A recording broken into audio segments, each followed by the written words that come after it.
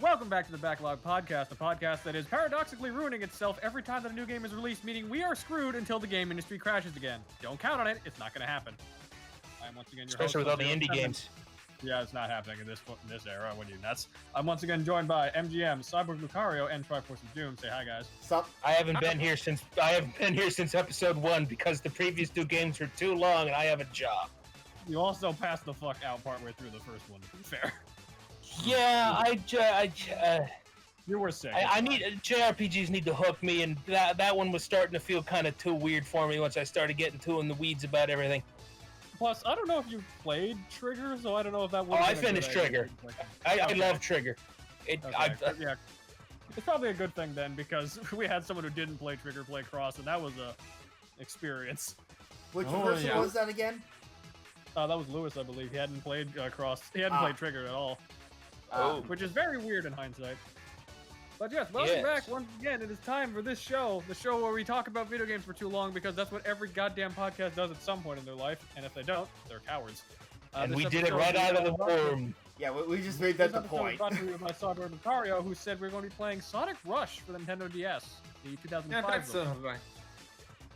Sonic Rush on Nintendo DS, which came out in 2005, 1 year before one of the franchise's lowest points.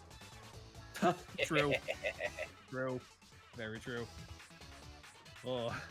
I got it much later in life. Same. In its life, I got it like when I was like, I don't know. I got it after I played Adventure. I also got it after playing Adventure. Which Adventure? Rush Rush or Adventure. Adventure? Because Rush Adventure and Adventure, but there's too many adventures. Yeah. Now, this is technically the first of 3 games because there is the Rush trilogy for the Nintendo DS. The original Rush, Rush Adventure, which is kind of a sequel. It is, but plays a lot different in some regards. And Colors for the DS, which is not a sequel to Colors or anything. It's just the 3rd Rush game in terms of how it plays. And it does not feature Blaze, except as a side character. Yeah, for some reason, sadly Silver enough. is also there. But yeah, so given you're the one who picked the game, Cyborg, what is your history with this game? Oh yeah, I guess. And I started with Rush Adventure because I couldn't find the original for some reason. But Rush Adventure was really good. I finally found the original Rush years later and played it, and for some reason I never continued and finished it until this year for this Backlog podcast. I mean, fair enough. That is just kind of the curse of too many games, is that will happen to us. Oh yeah, Yeah. too many freaking games. Yeah.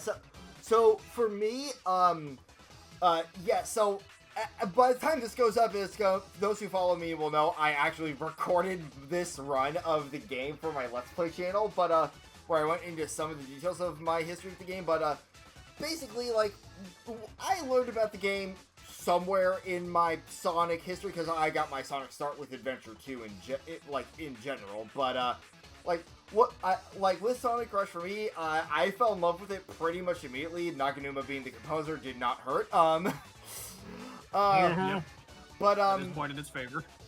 yeah, because like I grew up with Jet Set Radio Future. Of course, I love Naganuma music. But so the fun thing for me is I never beat the game originally myself because past me could not beat a very specific boss fight, which we'll get to once we get to the actual levels and stuff. But if you know the game, you likely know which boss fight I was stuck on. Because holy shit, it is still a hard boss. I can think of 2 of them. I guess I'll go next. Let's see. General history with Sonic. I got Sonic Spinball from my dad as a small child. Eventually, I got Sonic Heroes from a game-selling trailer at a farm fair.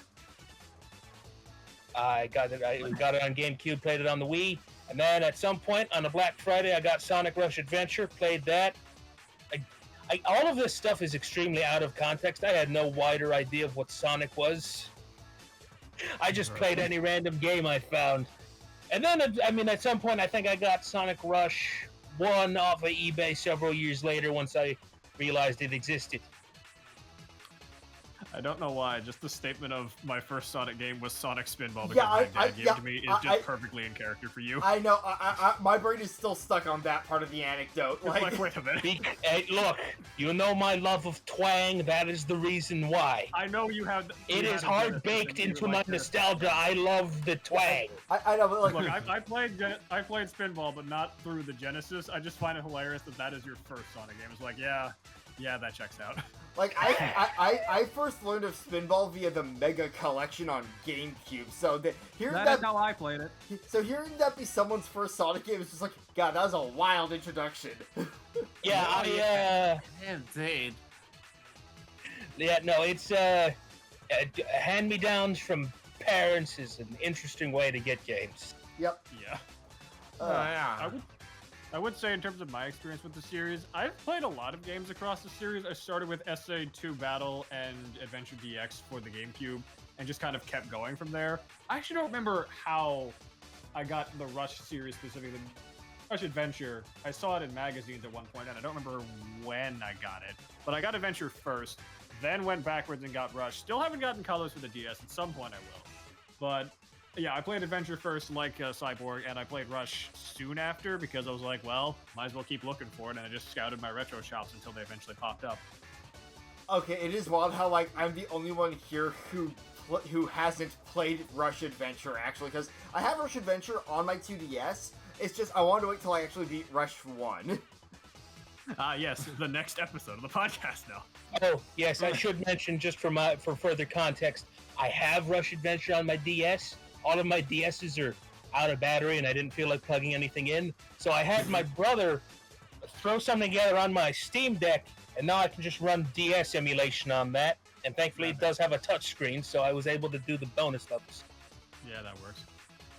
Yeah. And also, this was the first time I actually finished a game before it was chosen for the podcast, because I played it many years ago. Oh. So, you know, I finished the game many years ago, and I replayed it just for the sake of it. Same. This is still good. Yes. Rush is a weird game. It's the same developer that did the Advance trilogy for the Game Boy Advance, Dimps, who if that name sounds vaguely familiar, but you can't quite figure out why, they're the guys who also helped develop Street Fighters 4 and 5 for some reason. Don't ask. I don't know why. They must have good netcode experience. No, they really don't. MGM, You know what? if you played Launch SF5... In my heart, in my heart, I knew I was saying that sarcastically, but in my brain, I don't think I realized that, so I didn't adjust my tone accordingly. Like MGM, if you played Launch SF5, you would not say that. Yeah, that's There's fair. been some weird stuff that Dimps has worked on. They've gone all over the place. They've worked on Freedom Wars of all things, too, for clarity, including mostly doing the side content for the 2D games. They did Sonic 4. Unfortunately, they did the side content. They did the smaller versions of Sonic Lost World, Colors, and I think Generations as well. I'm not sure about that one. I can see it. Oh, and unfortunately, they also worked on Street Fighter Probably X. they did. They unfortunately worked on what now? Street Fighter X Tekken. Oh. Well, they've worked on better stuff as well. They've worked on SoulCal 6. It's just a matter of they're kind of the backup dev you call for assistance with other versions or help developing the main game usually. Yeah. Makes sense. Oh, and they did a Kirby and the Amazing Mirror. That was one of their duties. Oh, that's why it felt familiar. I forgot they did Amazing Mirror. The title was referred to by Flagship, but I believe Dimps was also involved in the project if that wasn't just their pseudo name for it. So I got two suggestions for just next topic. One, Hideki Nakanuma and history, or second one, differences in gameplay from modern Sonic to then. I mean, this is kind of the weird middle child of the 2D Sonic era. It's kind of weird. Yeah, it feels weird not being able to boost in the air. Yeah. Technically, I mean, there is an air dash, but I didn't not having an instruction booklet. I didn't know you could do that until partway through the game, when it was for players. You suffered what I suffered in Sonic Advance 2. Oh god. So yeah, might as well just talk the gameplay a bit, just so people who haven't really played Rush know how it works. Sonic Rush was the progenitor for the boost formula. Like, it was the first game to have a boost meter, pretty much. Now, the fun thing is, because of this, it has some interesting quirks that later games don't have, like MGM mentioned, not being able to boost in the air.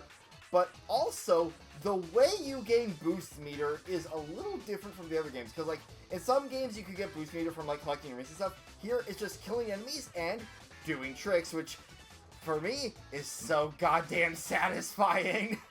Oh, yeah. Basically, anytime you're airborne, you can land. The sound effects are loud as hell, though. Oh, yeah, no, the sound design is something. Yeah.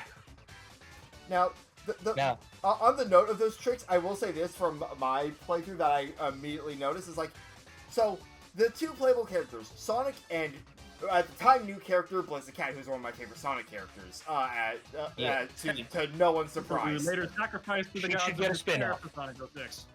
But, so the fun thing is the two characters actually do play somewhat differently, because, like, Sonic is more grounded with all his ground speed and stuff, while Blaze has a lot of air control. Like, holy shit.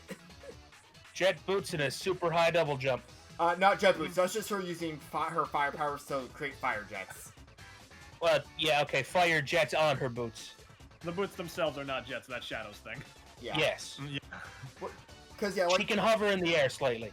Yeah, and not only that air dash you mentioned in GM is omnidirectional, which means Blaze can get to certain higher paths Sonic cannot reach.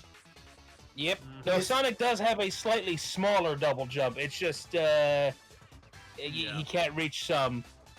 And if you don't know you can double jump, if you don't know you can double jump, you're effectively stuck. Yeah, he borrows essentially the trick system from Sonic Advance 2, where certain actions while you're airborne, you can, like, launch yourself upwards slightly higher than where you normally would land, or you can, like, throw yourself in a direction. It's weird, but it works. It's just a bit Sonic has a very entertaining roundhouse hurricane. Now, because this also applies to the boost system and all that, might as well mention this for those curious. To get to the final boss, you not only have to beat both stories, but also have to get all the Chaos Emeralds to Sonic, and to do that, the special stages, which, good news for those who suck at them, which it will likely be a good few people with the last few stages on your first run, you can just use the same gate over and over as long as you have boost gauge. Yeah. And you can probably backtrack a little bit and get some, as long as you have, like, 1 meter and one little pip of extra meter on the next one. Yeah. You mean like 1.1 meter. Yeah, the one catch is if you cannot spam the same, like, spring for tricks over and over for boosted gauges. Each like trick interactable has basically a steel move counter that's invisible. Yep. So you'll just stop getting boosts from the same rail or spring if you keep spamming it. Luckily, there's a decent amount of boost spinners in levels. Oh yeah. Yeah. Which is at least good. And as for Sonic, while for Blaze, she gets hers all emeralds by just beating the bosses. Yep. Right. Yeah, there's also the Soul Emeralds, which is Blaze's world's counterparts to the Chaos Emeralds, Yeah, because she is from a different world. Yeah, which there's no real official name for her dimension, but I just call it the Soul Dimension. I think that's what it's called. Yeah, I believe officially. One thing that's a bit wacky about this game: starting points are not the same in Rush. Sonic and Blaze have different routes through the game. And if you start with Blaze first, you're essentially starting in, what was it, Act 3 or Stage 3?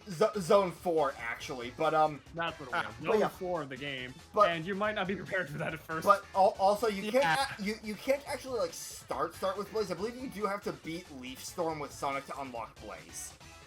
Yep. Yeah. But even then, her acts take place out of order compared to what Sonic goes through, so it is a bit of a jumbled difficulty situation. Not helped by the fact that Dimps is rather infamous for, we'll go with divisive level design, spikes out of nowhere, platforms that can kill you because you don't get off them fast enough. Way too many bottomless pits. A lot of bottomless pits. On that note, might as well talk about one level that's always stuck in my mind: altitude limit. Hi. Space. No, not space. It's that's the one with all the floor lasers. Yes. So as Sub mentioned, Dimps loves the bottomless pits, and you do not feel that more than in Altitude Limit. It is my least favorite zone in the game. Mostly when playing as Sonic. When you're playing as Blazer, air control really helps out a lot with that level, but when you're playing as Sonic, it is hell. Yeah. Because since you're going up the whole time, there's technically no bottomless pits, so instead of pits, there's just lasers. Oh, and why am I hearing buzzing?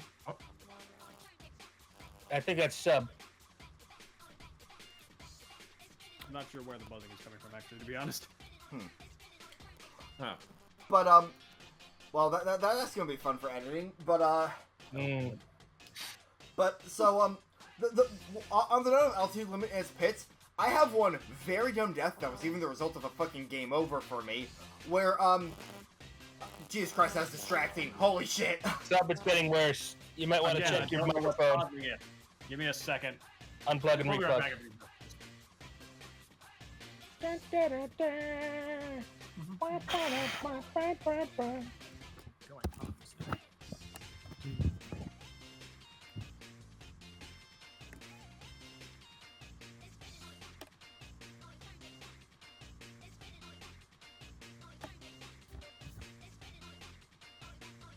Shouldn't be giving static. I'm not sure what's going on with that situation, so give me a second. it stopped. It stopped a little bit.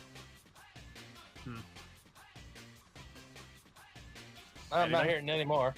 Yeah, Okay. I think we're good. Did Alright, was so... it just the position it's in or something? I don't know. I just unplugged and replugged, and it was like, well, that's fine. There we go. All Yeah, right. that'll do it. Okay. But yeah, as I was Back to saying... work.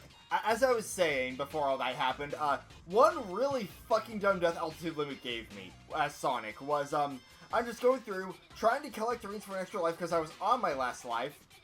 I was like, alright, so we go off this ramp, we're gonna just air boost past this platform so I can move to the next platform, and that is all laser. What the fuck? Yeah. Yeah.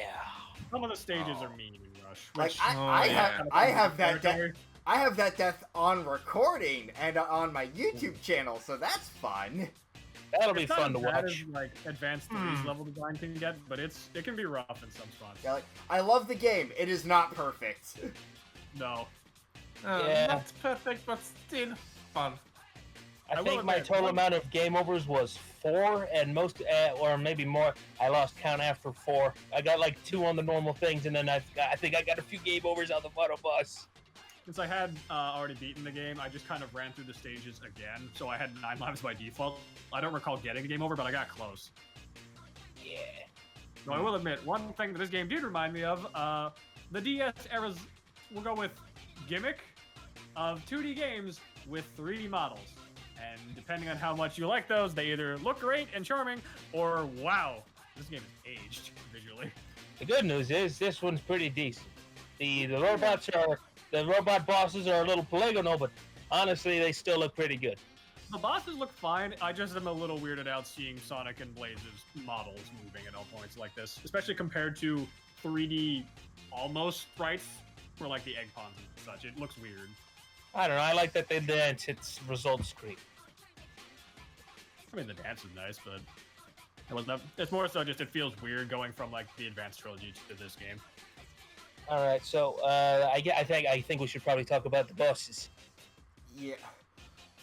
Yeah, so the bosses, they're, for one thing, you get an actual health bar on the bottom screen, which is nice. But also, yeah, they all have really interesting patterns to them, and the one catch here is that most of them have some form of one-hit kill you get that is very, very telegraphed, but you can still easily get hit by it if you're not careful. Oh yeah. Especially that fucking final boss. Oh, Yeah.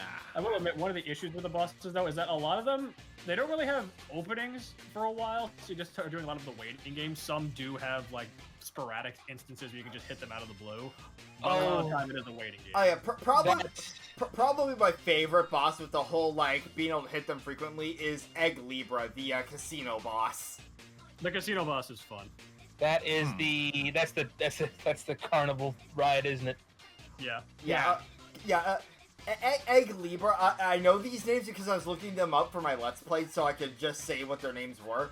But yeah, Egg Libra is fun because once you hit its, like, like weak point revealing part, like the one that flips it, it also spawns a little turtle guy.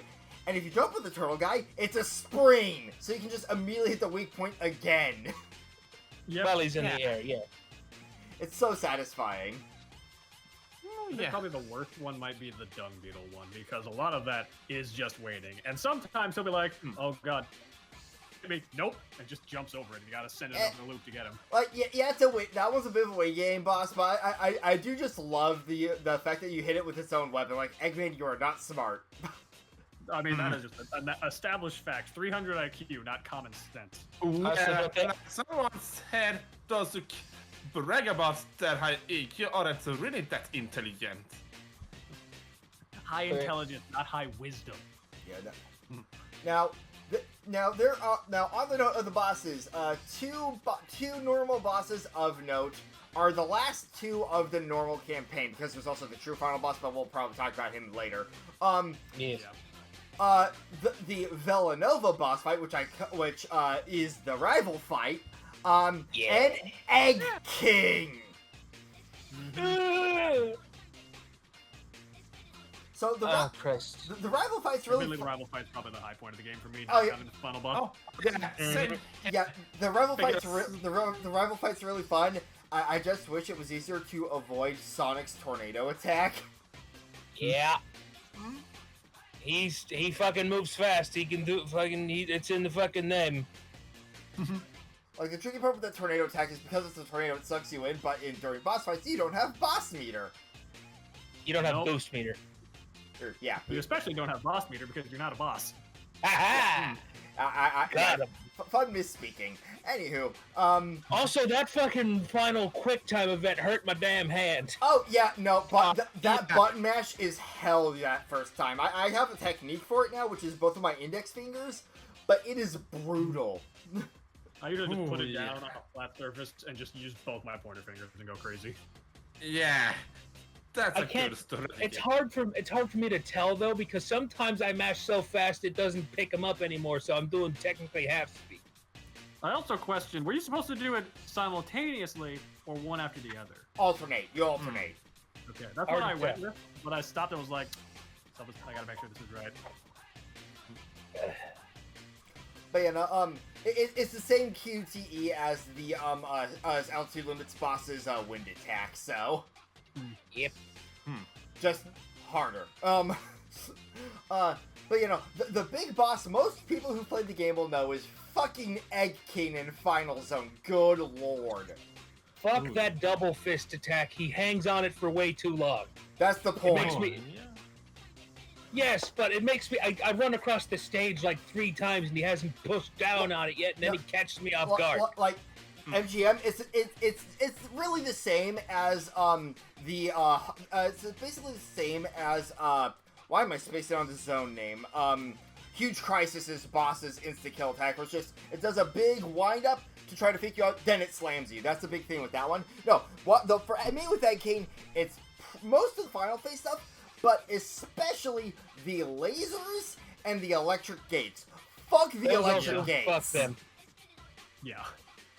The laser I can kind of deal with because he's got 2 versions, and the one that follows you, that one's pretty easy. Oh yeah, the one that follows you is fine. It's the rapid ones. They will fuck you up. But no, but like, so well, I mentioned before that past me got stuck on a boss. That was Blaze's run of Egg King. Good lord. The setting for the fights though is pretty fun because you're crashing down from space. Oh yeah. And Bomber Barbara is a really, really good boss theme. I agree. That is the one, like, universal upside of Rush, is that because Naganuma was in charge of the soundtrack, he wasn't the only one on the soundtrack. There was, I believe, 2 other composers, but he was in charge. It's basically just Naganuma's sick beats on the DS. Yeah. Absolutely. And they hold up pretty good, too. Yeah. I don't think it's his best work, but it's pretty solid, especially stuff like Back in Black. Or not Back to Back. That's the name of the song. Yeah, but to Black. Yeah, but Back to Back, Wrapped in Black, Bomber Barbara, Villanova, so many other great tracks as well. Oh, yeah. The Leaf Kingdom one. Leaf Storm's right there, right on. Yes, that one's in Smash Brothers. I mean, Nice. it's usually that Villanova or back-to-back that's used in other things. Yeah.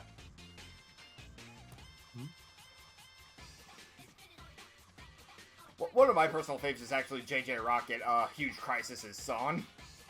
Yes. That's a good one. That one's also in Smash, I think.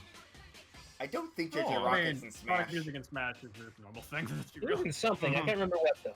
Anyways, I think we discussed his history, like, surrounding the game and why he wasn't on the sequel.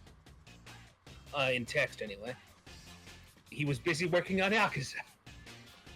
And then he left Sega. And now he's freelance. Now he's everywhere now. Yeah. He loves working with Devolver, I think.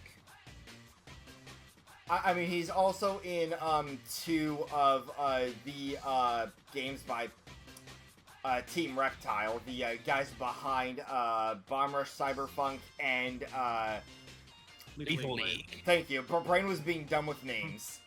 He didn't do any work on Lethal League the original. He just did one track for Blaze, but everyone knows what that track is. Yep. And then Everybody likes a fresh meat.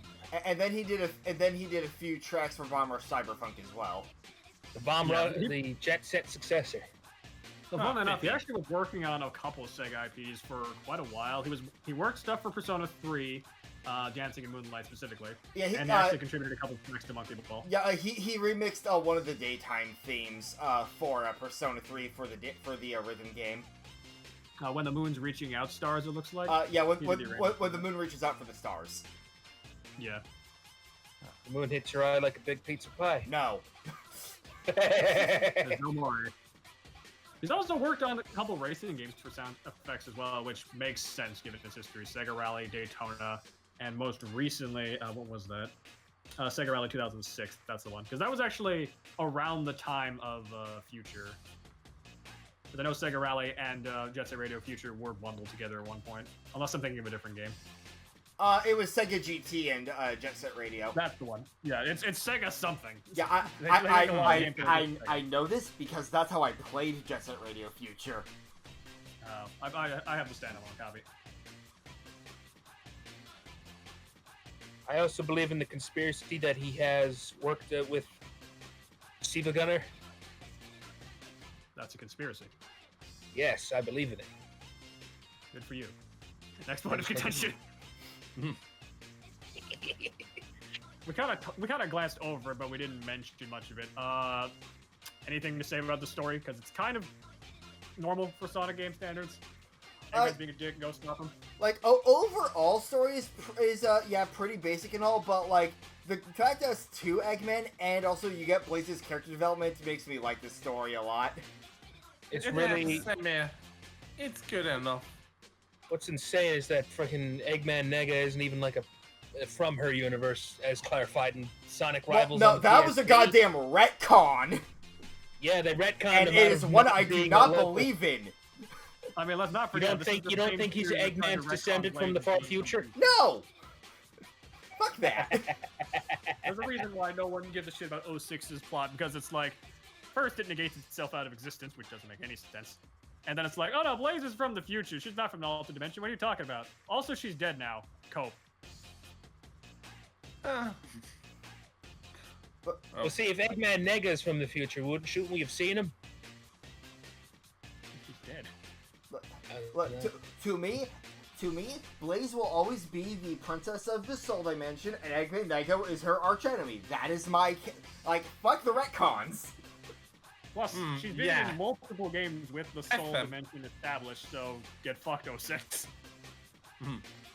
Well, I mean, Sonic 06 has made like 3 levels appearances so far, though.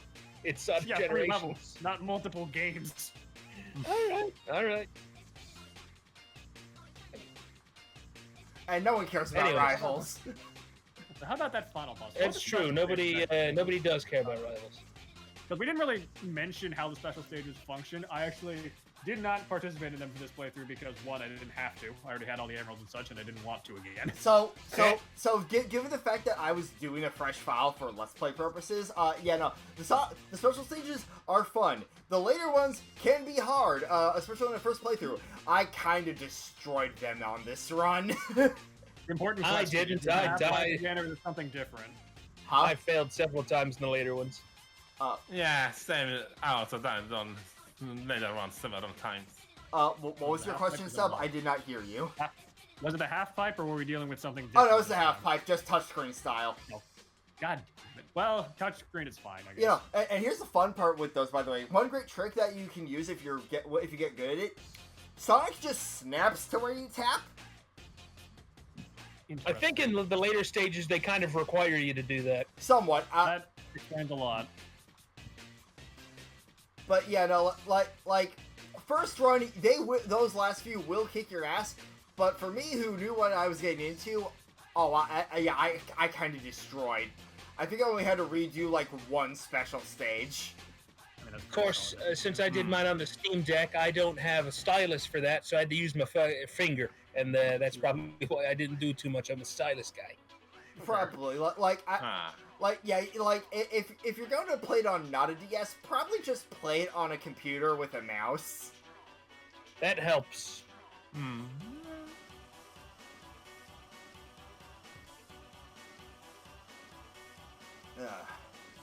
But yeah, like this. But yeah, the fun thing with the special stages is they use the same song as the title screen, A New Day. Actually, didn't realize that. Nice. Yeah, there's a bit of song reusage. Like, for example, the song you hear in the results screen is also the song used in Altitude Limit. Yeah, that's very noticeable.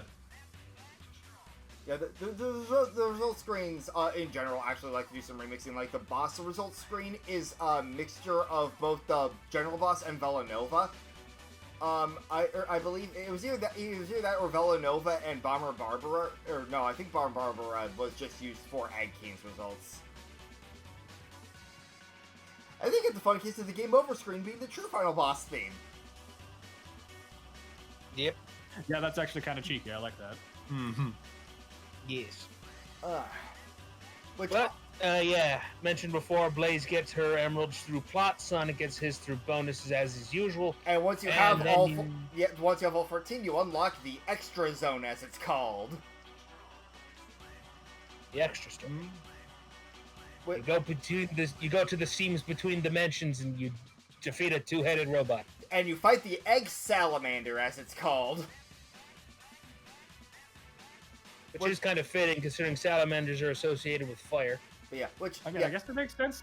I was kind of expecting there to be something like more grandiose than just salamander, like wyvern or something, but no, just well, I mean, salamander. to be fair, in fantasy stuff, they tend to use salamander for like the big fire monsters. Some RPGs will use it for their big fire attack, and some will just use that for like their big fire dragon. The egg behemoth. No, we'll save that for the Final Fantasy crossover. Yeah, but yeah, so the fun thing with Egg Salamander gameplay-wise is the way each super form fights him, because you got Super Sonic and you got Burning Blaze, which I still love that super name. Yes. Very fitting, because literally is just constantly flaming. But yeah, so the way this fight works is on the top screen, to start, you're Super Sonic, and you have to basically ram Eggman's attacks back into his cockpit, which is harder to aim than you'd think. Oh yeah. Yeah. I remember that being a pain. Meanwhile, once you deal enough hits, you switch over to Burning Blaze on the touch screen, fighting Eggman Nega, which, that's the funny thing, is during Sonic's campaign, you're fighting Eggman Nega while Blaze fights normal Eggman, and then they finally fight their proper rivals in the true final boss. So the fun thing with Burning Blaze is, she just fires Hadokens. Yep. Oh god, it's happening again. Uh-oh. Sub, gotta plug and unplug again. I'm not even hearing anything, so I don't know what would be causing that.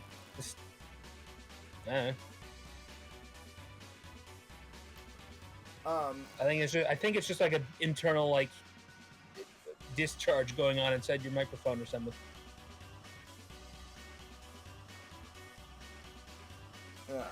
Una momento. Okay.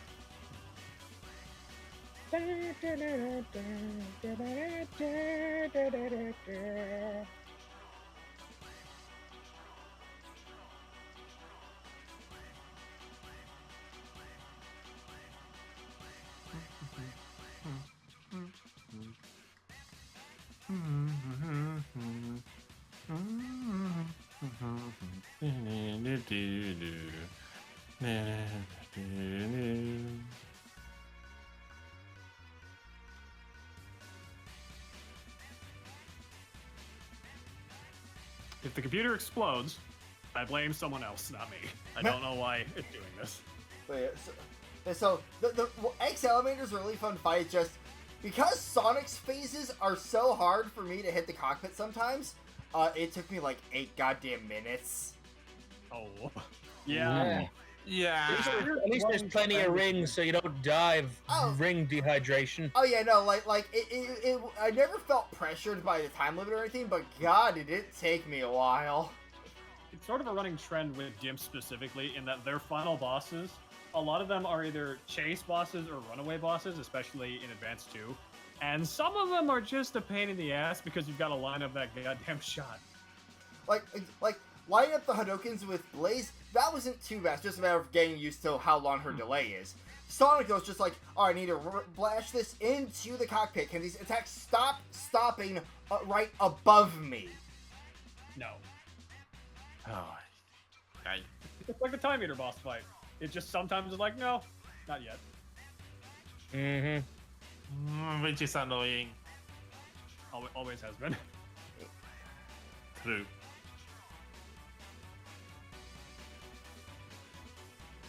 But yeah, overall, just a fun game. It does have some issues, but I find the positives definitely outweigh the negatives. Absolutely. Yep. And some things you just kind of get used to, like some parts of the level design. Like when you know how the level design works, it's easier to prep for it. It helps Like with the air dashing and the like.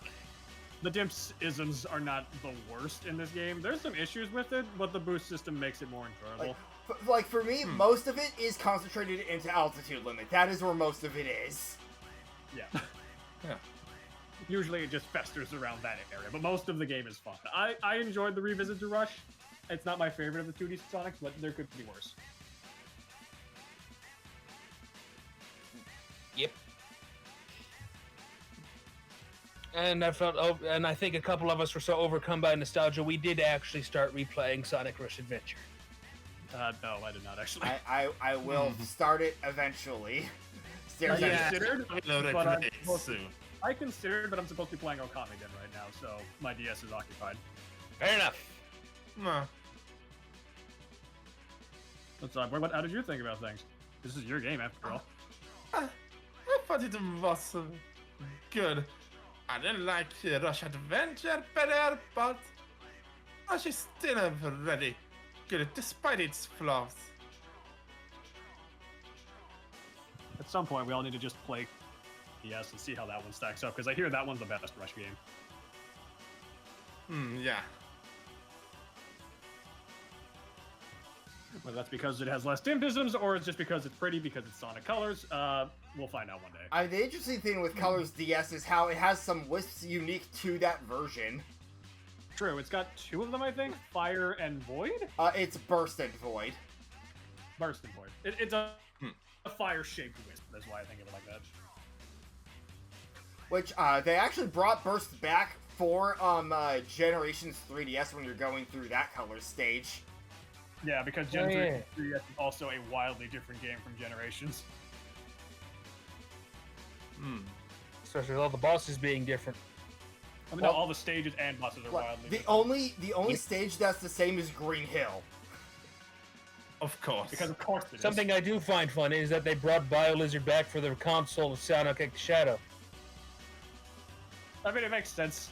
Yep. Shadow was the one that fought that stupid fucking lizard, but also, why was he in the 3DS version to begin with? That's a great question. Why did Sonic go through Radical Highway in the 3DS version? Because I don't know. Like, there was supposed to be the talk of, like, that was originally supposed to be, like, the salute to Sonic's handheld. And then they got cold feet over it because, of course, they did it Sega. At least we got Water Palace in there. I suppose. I would have dug seeing stuff from, like, the Advanced Trilogy, maybe, like, the weird shit from the Game Gear. Imagine seeing that music level show up.